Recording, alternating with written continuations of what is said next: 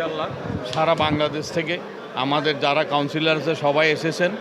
Already আমার জানা মতো 6 থেকে 700 প্রতিনিধি এসে ভোট দিয়েছেন। সুস্থ সুন্দরভাবে আমাদের ভোট শেষ পর্যায়ে এখন।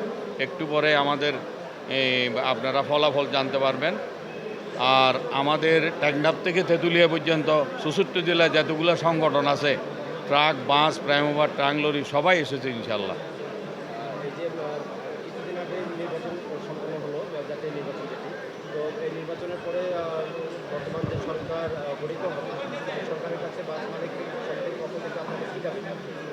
বাস মালিক, ট্রাক মালিক, প্রাইমোভার, টেইলার মালিক সমিতির পক্ষ থেকে আমরা যে দাবি দাবা সরকার গঠন করার পরে হবে, আমরা প্রথমেই সরকারকে বলবো যে যেই 2018 আইন, যেটা আইন করে গেছে গত সরকারে, সেই আইনটা সংশোধন করার জন্য আমরা সরকারকে বিশেষ দাবি জানাব।